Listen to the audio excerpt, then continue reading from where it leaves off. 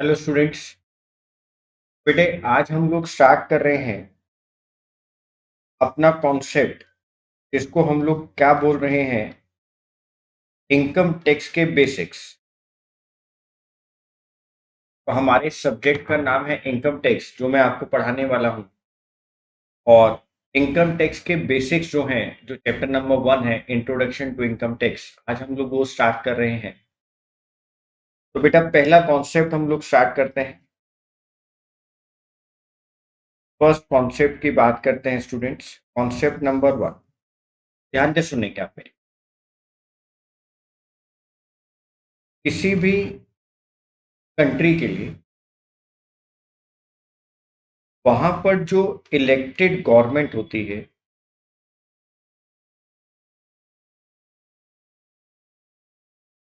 किसी भी कंट्री के अंदर जो इलेक्टेड गवर्नमेंट होती है,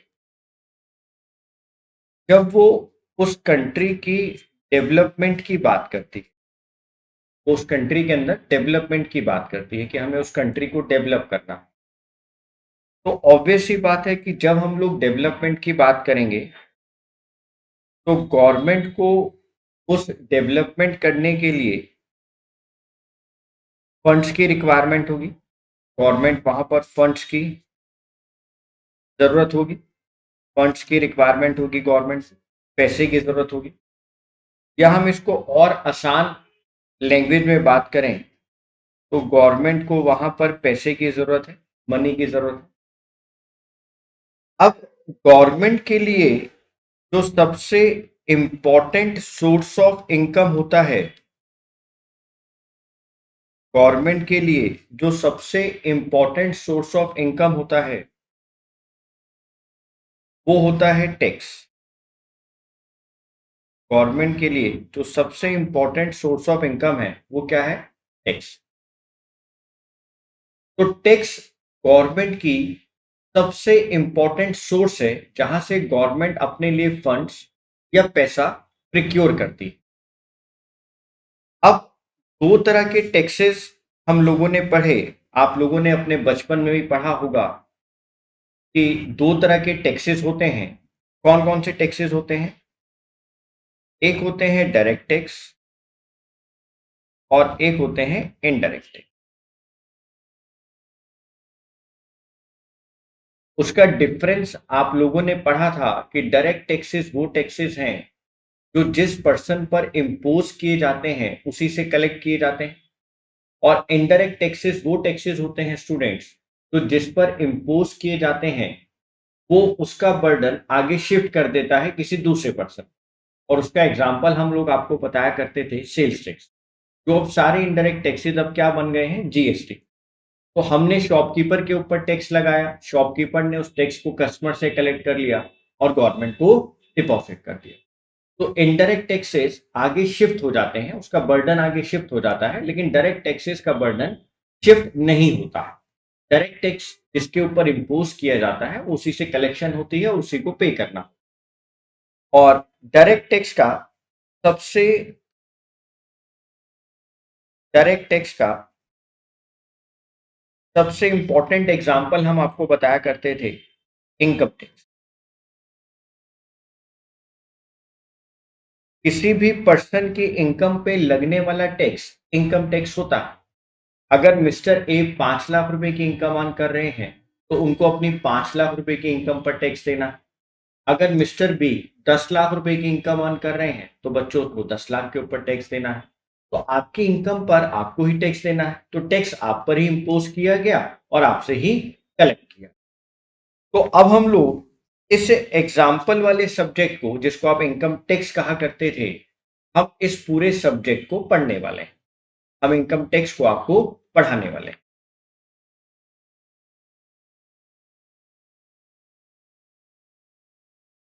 टैक्स ऑन इनकम, आपकी इनकम पे लगने वाले टैक्स को क्या कहा जाता है? Income tax. बेटा इंडिया में इनकम टैक्स का एक एक्ट है जो 1961 में बनाया गया था, जिसको कहा जाता है इनकम टैक्स एक्ट 1961। इंडिया के अंदर एक टैक्स अथॉरिटी है जो इंडिया के अंदर सारे टैक्स स्ट्रक्चर्स को देखती है, जिसको क्या कहा जाता है? टी पी टी टी, इसको कहा जाता है सीबीडीटी, सेंट्रल बोर्ड ऑफ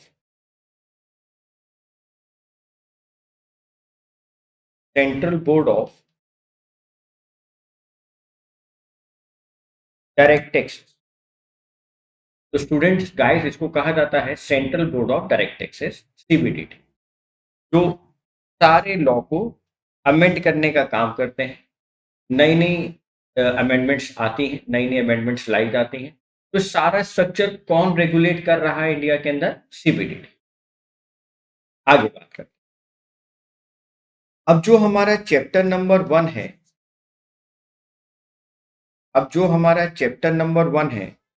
हम उस चैप्टर नंबर 1 के अंदर कुछ बेसिक बातें पढ़ने वाले हैं, कुछ बेसिक चीजें हम लोग देखने वाले हैं। पहले मैं आप लोगों को समझा देता हूं और फिर उसको आपको बुक से रीड आउट करा देता हूं।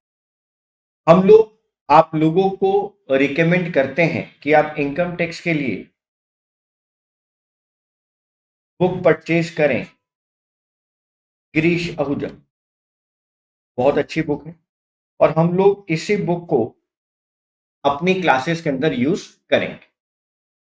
तो चलो हम लोग पहली बात कर रहे हैं, पहला बेसिक कॉन्सेप्ट सीखते हैं। फर्स्ट कॉन्सेप्ट हम लोग यहां पर बात करते हैं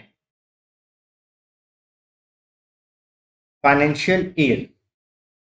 आप लोगों को पता है कि फाइनेंशियल ईयर हमेशा 1 अप्रैल से स्टार्ट होता है और नेक्स्ट 31 मार्च तक जाता है। फॉर एग्जाम्पल अगर हम बात करें 1 अप्रैल 2023 से लेकर 31 मार्च 2024, ये 12 मंथ्स का टाइम पीरियड है। ईयर 1 अप्रैल को स्टार्ट हुआ, 31 मार्च को क्लोज हो गया, तो इसको कहा जाता है फाइनेंशियल ईयर। तो आप बिल्कुल भी कंफ्यूज नहीं होंगे कैलेंडर ईयर और फाइनेंशियल ईयर में। तो फाइनेंशियल ईयर स्टार्ट होता है 1 अप्रैल को और एंड होता है 31 मार्च।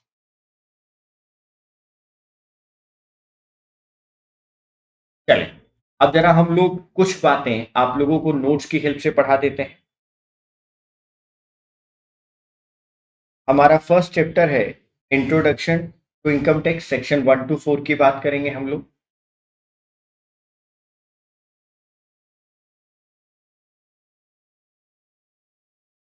देखिए जरा क्या लिखा है यहाँ पर, जो मैंने आपको बताया था, income tax law and understanding of the income tax law requires a study of the following. अगर आपको इनकम टैक्स को अंडरस्टैंड करना है, इनकम टैक्स के रूल्स को अंडरस्टैंड करना है, तो हमें यहाँ पर कुछ बातों को पढ़ना जरूरी है। क्या क्या बोला गया? द इनकम टैक्स एक्ट 1961, मैंने आपको बताया कि 1961 के अंदर इनकम टैक्स एक्ट बनाया गया था, जो अमेंड होता रहता है अप टू डेट। उसके अंदर नई नई अमेंडमेंट्स आती रहती हैं according to the business environment condition, economy की कंडीशंस के अकॉर्डिंग उसके अंदर कुछ अमेंडमेंट्स आती हैं और हर साल बजट के अंदर उन अमेंडमेंट्स को लाया जाता है। सारी नोटिफिकेशंस, सारे सर्कुलर्स, सारी क्लेरिफिकेशन हमें कौन इशू करता है? टाइम टू टाइम इशू करता है CBDT, central board of direct tax, central board of direct tax. आगे चलते हैं।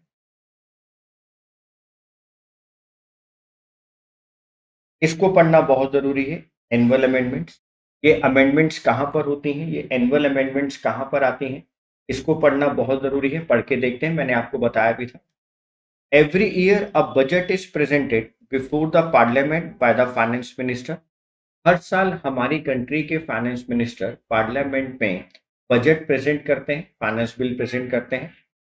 One of the most important components of the budget is the finance bill. जो हमने कहा बजट के अंदर सबसे इंपॉर्टेंट कंपोनेंट होता है finance bill.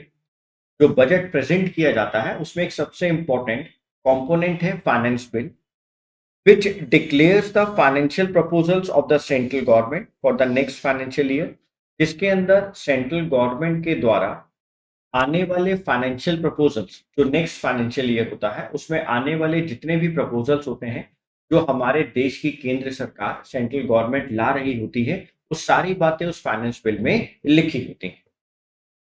The bill contains various amendments which are sought to be made in the areas of direct and indirect taxes levied by the central government. उस bill के अंदर वो सारी अमेंडमेंट्स होती हैं जो सेंट्रल गवर्नमेंट डायरेक्ट और indirect taxes में नेक्स्ट फाइनेंशियल ईयर के अंदर अप्लाई या इम्प्लीमेंट कर रही है। बस यहां तक आप पढ़ लें, काफी आपको।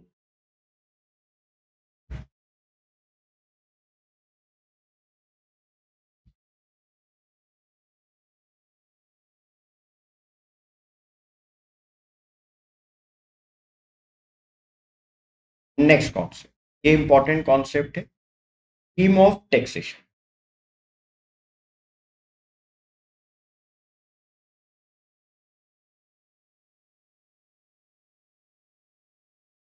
नेक्स्ट इंपॉर्टेंट कॉन्सेप्ट है स्कीम ऑफ टैक्सेशन। तो मैं पहले आपको समझा देता हूं स्कीम ऑफ टैक्सेशन इंडिया में क्या है।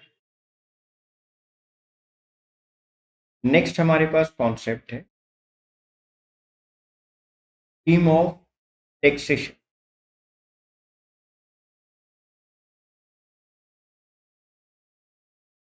मैं इसको एग्जाम्पल की हेल्प से आपको समझा रहा हूं, और मैं एग्जाम्पल ले रहा हूं अभी इंडिविजुअल। मैं अभी एग्जाम्पल ले रहा हूं किसी भी इंडिविजुअल का, मिस्टर एक। अब आप देखिए, हमारे यहाँ पर इनकम टैक्स एक्ट 1961 के अकॉर्डिंग स्कीम ऑफ टैक्सेशन क्या है कि हम लोग टैक्स कैसे लगाते हैं। इनकम टैक्स एक्ट ने एक बहुत अच्छा प्रोविजन हमको दिया। उन्होंने क्या कहा कि आप ऐसा एज्यूम करें कि कोई भी इंडिविजुअल कभी ना कभी अपने लिए इनकम अर्न करना शुरू करता है। फॉर एग्जाम्पल, हम मानते हैं मिस्टर ए ने 1 अगस्त 23 के अंदर कुछ काम कर कर इनकम अर्न करना स्टार्ट किया। मिस्टर ए को 1 अगस्त से कुछ इनकम अर्न होना शुरू हुआ। उन्होंने इनकम को अर्न करना स्टार्ट किया, कहीं जॉब करी होगी, कहीं कोई काम किया होगा, तो उनको कुछ पैसा मिलना स्टार्ट। तो इनकम टैक्स एक्ट क्या कह रहा है स्टूडेंट्स, कि जिस डेट पर आपकी इनकम अर्निंग स्टार्ट होती है, आप अर्न करना स्टार्ट करते हैं, आप एकदम उसके नेक्स्ट, इमीडिएटली नेक्स्ट, जो 31 मार्च आता है, इमीडिएटली नेक्स्ट उस डेट से इमीडिएटली नेक्स्ट जो 31 मार्च आता है, तो वो कौन सा आया, 31 मार्च 24। ये जो टाइम पीरियड आपके पास आया, इमीडिएटली नेक्स्ट 31 मार्च, मैं यहां लिख देता हूं, इमीडिएटली नेक्स्ट 31 मार्च, जो इमीडिएटली नेक्स्ट 31 मार्च यहां पर आया, इस टाइम पीरियड को कहा जाता है, इस टाइम पीरियड को कहा जाता है प्रीवियस ईयर। हम इसको इनकम टैक्स में कहते हैं प्रीवियस ईयर, यानी वो ईयर जब आप इनकम अर्न कर रहे हैं। तो प्रीवियस ईयर वो ईयर है जहां पर कोई भी पर्सन, अभी हम पर्सन को डिफाइन करेंगे, अभी हमने एग्जांपल इंडिविजुअल का लिया है, कि जहां पर कोई भी पर्सन अपनी इनकम को अर्न कर रहा, उसको कहा जाता है, क्या कहा जाता है, प्रीवियस। और प्रीवियस ईयर के इमीडिएटली नेक्स्ट, प्रीवियस ईयर के इमीडिएटली नेक्स्ट फाइनेंशियल ईयर को, प्रीवियस ईयर से इमीडिएटली नेक्स्ट फाइनेंशियल ईयर को, जो कि स्टार्ट होगा 1 अप्रैल 2024 से 31 मार्च 2025, ये जो नेक्स्ट फाइनेंशियल ईयर, ये जो नेक्स्ट फाइनेंशियल ईयर, जो इमीडिएटली नेक्स्ट फाइनेंशियल ईयर है प्रीवियस ईयर के बाद वाला, उसको हम लोग बोलते हैं इनकम टैक्स में असेसमेंट ईयर। इसको हम लोग बोलते हैं असेसमेंट ईयर। ये हमारे लिए कहलाता है असेसमेंट ईयर। तो स्कीम ऑफ टैक्सेशन क्या है, ध्यान से देखो। इनकम टैक्स डिपार्टमेंट कहता है, इनकम टैक्स एक्ट कहता है कि प्रीवियस ईयर की इनकम पर, प्रीवियस ईयर की इनकम पर आपको नेक्स्ट ईयर, मतलब नेक्स्ट असेसमेंट ईयर में टैक्स पे करना। तो आपके पास इनकम तो प्रीवियस ईयर की है, आपके पास इनकम तो प्रीवियस ईयर की है, लेकिन प्रीवियस ईयर की इनकम पर नेक्स्ट ईयर यानी जो असेसमेंट ईयर है उस पर टैक्स लगाया जाता है। तो स्कीम ऑफ टैक्सेशन क्या है कि प्रीवियस ईयर की इनकम पर नेक्स्ट असेसमेंट ईयर में, जो नेक्स्ट असेसमेंट ईयर है, जो उसके आगे आने वाला फाइनेंशियल ईयर है, जिसको असेसमेंट ईयर कहा जाता है, वहां पर टैक्स लगाया जाता है। इनकम अर्न हो रही है प्रीवियस ईयर में और टैक्स लगाया जा रहा है असेसमेंट ईयर में। तो यहां तक आपको क्लियर हो गया? यहां तक सारी बातें अगर आपको क्लियर है तो बहुत अच्छी बात है। फिर हम लोग आगे चलते।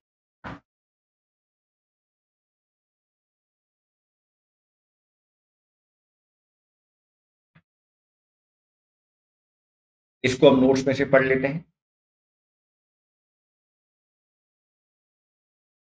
इसको जल्दी से नोट्स में से पढ़ लेते हैं। एवरी पर्सन, मैं अभी आपको बताने वाला हूं पर्सन क्या है, हम पर्सन में किस किस को इंक्लूड करते हैं, हम अभी उसकी बात करने वाले हैं। तो every person whose total income of the previous year, जिसकी टोटल इनकम प्रीवियस ईयर में, जिस ईयर में आप पैसा कमा रहे हैं, जिस ईयर में आप पैसा अर्न कर रहे हैं, एक्सीड द मैक्सिमम अमाउंट, अगर वो मैक्सिमम अमाउंट जिसके ऊपर टैक्स नहीं लगाया जाता उससे एक्सीड कर जाता है, exceed the maximum amount which is not chargeable to income tax, जो कि इनकम टैक्स में चार्ज नहीं होता है। फॉर एग्जाम्पल, मान लो गवर्नमेंट ने कहा 3 लाख रुपए तक की इनकम पे कोई टैक्स नहीं है, तो जो 3 लाख रुपए से ऊपर की इनकम है, जो एक्सीड कर गई है 3 लाख को, जो इनकम 3 लाख से ज्यादा होगी, उसके ऊपर टैक्स लगाया जाएगा। whose total income of the previous year exceed the maximum amount which is not chargeable to income tax is an assessee and chargeable to income tax, और वो चार्ज किया जाएगा इनकम टैक्स के अंदर इन द असेसमेंट ईयर। हम उसको charge करेंगे income tax के अंदर, कहां पर? असेसमेंट ईयर में, at the rate prescribed in the finance act या income tax act of the relevant assessment year. और किस रेट से करेंगे? जो स्लैब रेट आपको उस असेसमेंट ईयर के अंदर दिए जाएंगे। तो आपकी प्रीवियस ईयर की इनकम के ऊपर असेसमेंट ईयर में टैक्स लगाया जाता है। इसको कहा जाता है scheme of taxation, scheme of taxation. आगे चलते हैं।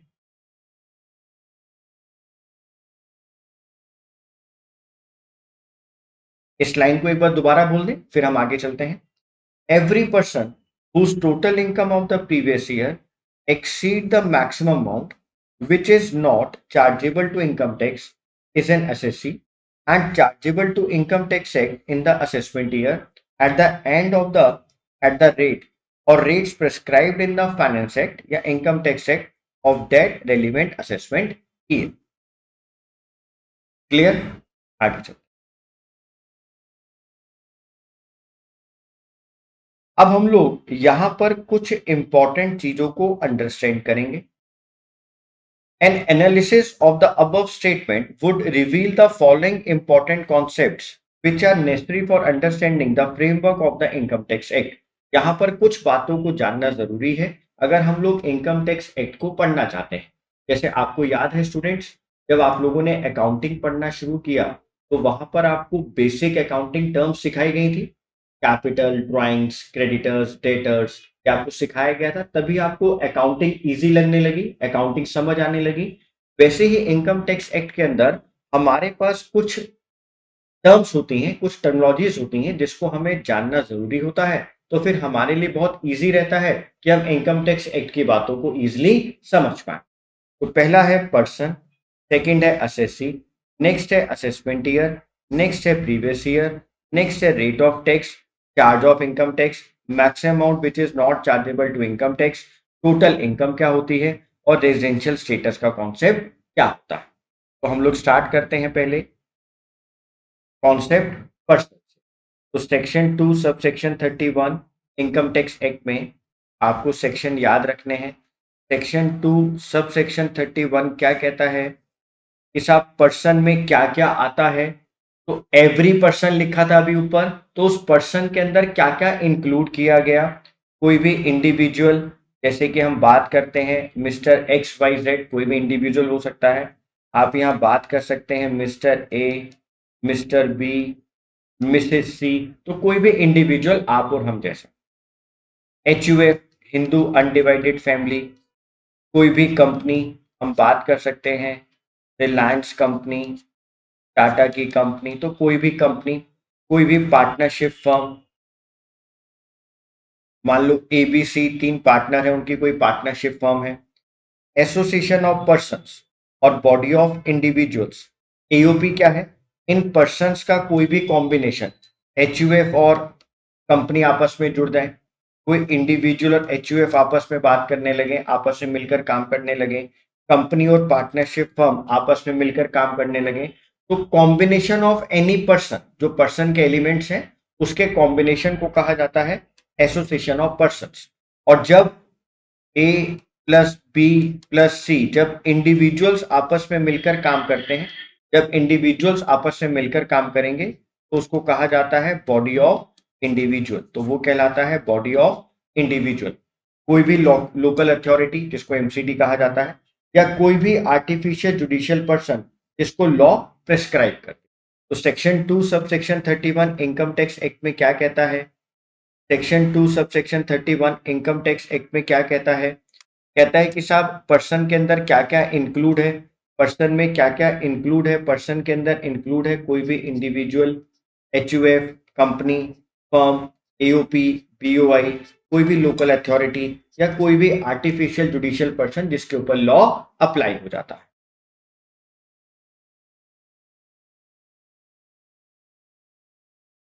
ये सारी बातें जो मैंने आप लोगों को बताई वो यहाँ लिखी हैं। इंडिविजुअल का मीनिंग क्या लिखा है जल्दी से देखें।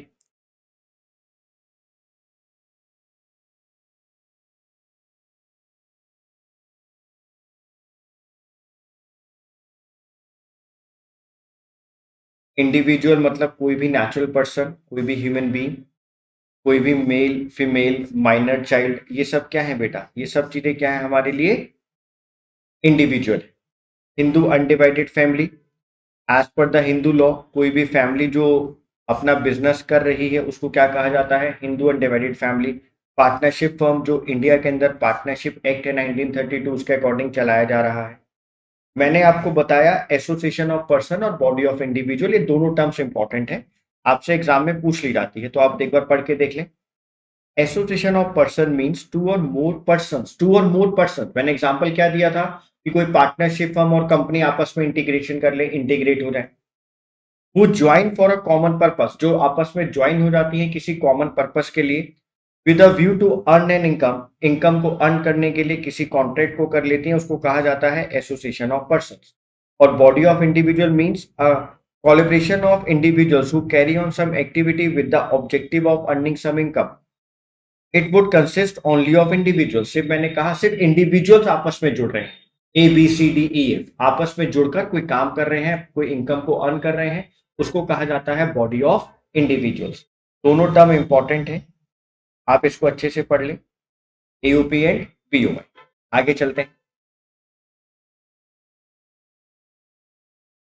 इसका डिफरेंस इंपॉर्टेंट है, हम आपको समझा चुके हैं।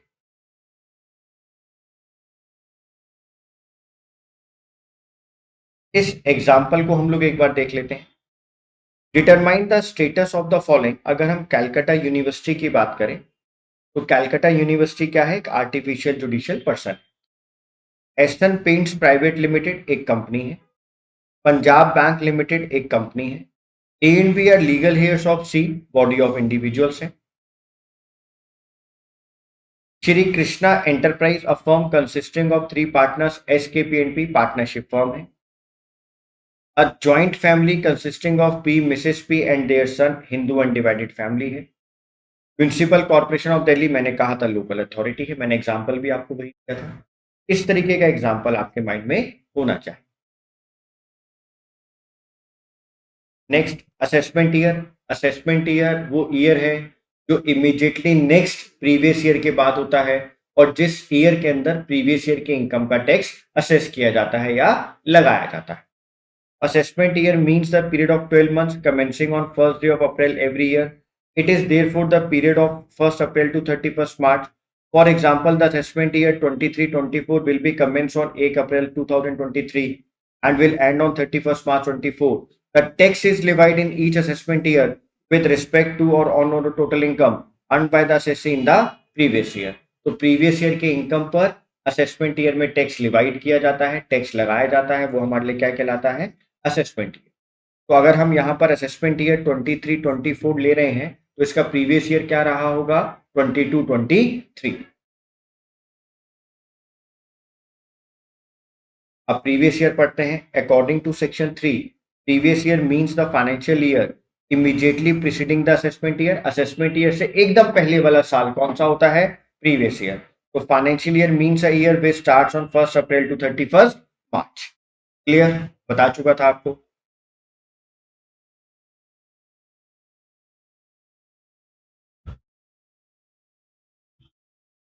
ये बहुत इंपॉर्टेंट क्वेश्चन, ये एक बहुत इंपॉर्टेंट क्वेश्चन है जो बीकॉम के अंदर आ जाता है, बीकॉम के अंदर बहुत पूछा जाता है कि आप यहाँ पर वो केसेस बताएं जहां पर प्रीवियस ईयर के इनकम पर प्रीवियस ईयर में ही टैक्स ले लिया जाता है। हम असेसमेंट ईयर का वेट ही नहीं करते। मतलब आपने प्रीवियस ईयर में जो इनकम अर्न करी, हमने उसके ऊपर टैक्स प्रीवियस ईयर में ही ले लिया, हमने नेक्स्ट असेसमेंट ईयर का वेट नहीं करा, तो हमने सेम ईयर पर ही टैक्स ले लिया। ऐसे कौन से केसेस हैं? पहला case, shipping business of non resident, section 172। कोई नॉन रेजिडेंट है जिसका शिपिंग बिजनेस इंडिया में है, तो वो जैसे जैसे इंडिया में इनकम अर्न करेगा, हम सेम ईयर पे उस पर टैक्स कलेक्ट करते जाएंगे। A non resident who is carrying on a shipping business and earn income from carrying passengers या लाइफ स्टॉक्स या goods from a port in India will be charge income tax before the ship is allowed to leave the Indian port. तो जैसे वो Indian port को leave करने वाला होगा, जाने वाला होगा यहाँ से, हम वहां पर ही उसका टैक्स ले लेंगे।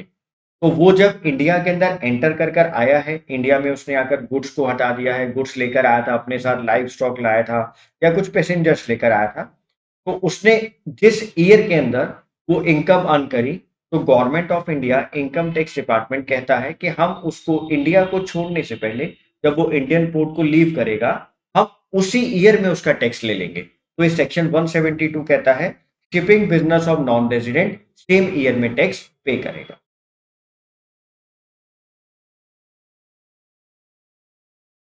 Next, assessment of person living India, section 174। कोई भी पर्सन जो इंडिया से बाहर जा रहा है और जिसका मेंटल स्टेट ये कहता है कि वो परमानेंटली इंडिया से बाहर जा रहा है, तो इनकम टैक्स एक्ट कहता है कि अगर कोई भी पर्सन जो इंडिया से बाहर इस मेंटल स्टेट के साथ जा रहा है कि वो परमानेंटली अब बाहर ही रहेगा, इंडिया में नहीं आ रहा है, तो हम लोग उसके उस ईयर के इनकम पर सेम ईयर पर ही टैक्स कलेक्ट कर लेंगे। When it appears to assessing officer, जो इनकम टैक्स ऑफिसर होते हैं, that any individual may leave India during the current assessment year or shortly after its expiry, and such individual has no present intention, उसका mental state present intention ऐसी है ही नहीं, of returning to India, कि वो India में वापस आए, the total income of such individual from the expiry of previous year for that assessment year from 1st April of the assessment year up to the probable date of his departure from India shall be chargeable to tax in the same assessment year। हम लोग same year पर ही tax लगा देंगे उसको India से depart होने से पहले।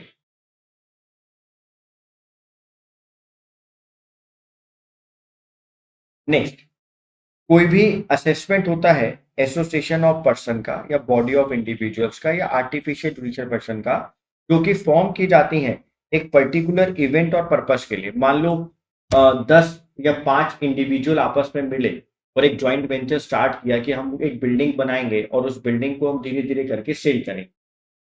बिल्डिंग बन गई, वेंचर कंप्लीट हो गया, तो इनकम टैक्स एक्ट कहता है कि जैसे ही वो पर्टिकुलर वेंचर कंप्लीट होगा, आपकी जो इनकम अर्न होगी उसी साल के अंदर आप उन सारे इंडिविजुअल से क्या करेंगे, टैक्स कलेक्ट कर लेंगे।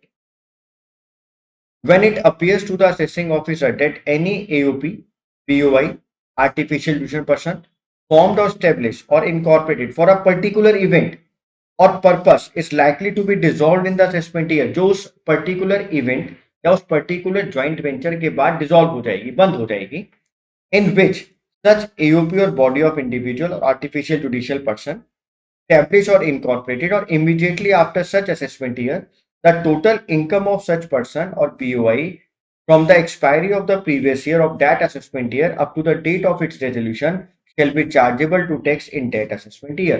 कि वो सेम ईयर में ही अपना टैक्स पे कर देंगे, क्योंकि उनका वो पर्टिकुलर इवेंट खत्म होगा, वो पर्टिकुलर प्रोजेक्ट कंप्लीट हो जाएगा और वो लोग अलग अलग हो जाएंगे।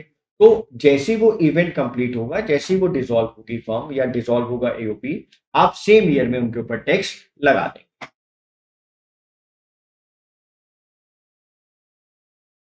पॉइंट नंबर 4, कोई भी पर्सन जो अपनी प्रॉपर्टी को ट्रांसफर कर रहा है टैक्स को अवॉइड करने के लिए, मान लो साहब मेरे पास कोई प्रॉपर्टी है, मैं अपने टैक्स को कम करना चाहता हूँ या टैक्स को अवॉइड करना चाहता हूँ, मैं वो किसी के नाम पे ट्रांसफर कर देता हूँ। तो असेसमेंट ऑफिसर जो मेरा असेसिंग ऑफिसर होता है, अगर उसको ये बात पता लगती है कि मैंने टैक्स को अवॉइड करने के लिए कोई प्रॉपर्टी को ट्रांसफर कर दिया है, किसी के नाम ट्रांसफर कर दिया है, तो वो वहां पर क्या करता है, सेम ईयर पर ही उस प्रॉपर्टी में बनने वाले टैक्स को असेस करता। Next, discontinued business.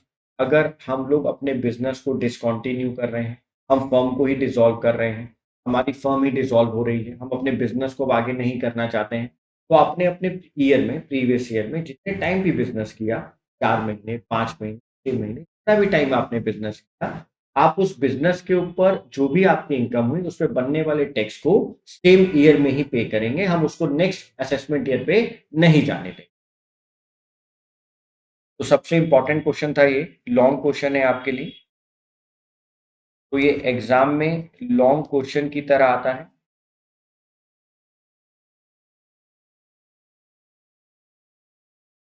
ठीक है स्टूडेंट्स, तो देखो अभी हम लोगों ने यहाँ तक कुछ बेसिक्स बातों को पढ़ा है, हमने कुछ बेसिक्स को यहाँ पर समझा। हमने यहाँ पढ़ा tax, direct tax, indirect tax, budget के अंदर अमेंडमेंट्स आती हैं, चेंजेस आते हैं, फाइनेंस मिनिस्टर करते हैं वो चेंज फाइनेंस बिल के अंदर। हमने कहा इनकम टैक्स एक डायरेक्ट टैक्स है, इनकम टैक्स के अंदर स्कीम ऑफ टैक्सेशन क्या है, प्रीवियस ईयर क्या है, असेसमेंट ईयर क्या है, असेस कौन होता है, फाइनेंशियल ईयर क्या होता है, और ऐसे कौन से केसेस होते हैं जहां पर सेम ईयर में ही टैक्स कलेक्ट कर लिया जाता है। तो ये सारी बातें इस चैप्टर का बेसिक है और पार्ट 1 हम इसको कह सकते हैं। हम लोग नेक्स्ट वीडियो में आपको ये सिखाएंगे कि जो स्लैब ऑफ इनकम टैक्स होता है, कि जो इनकम टैक्स एक्ट हम लोगों को स्लैब देता है किसी भी इंडिविजुअल के लिए, कंपनी के लिए, एचयूएफ के लिए, वहां से टैक्स कैसे कैलकुलेट किए जाते हैं, हम लोगों को क्या रिलीफ मिला है, क्या डिडक्शंस मिली है, तो हम उसको कैसे कैलकुलेट करते हैं, वो हम लोग आपको नेक्स्ट वीडियो में समझाएंगे। जब तक के लिए bye, all the best, take care, bye students.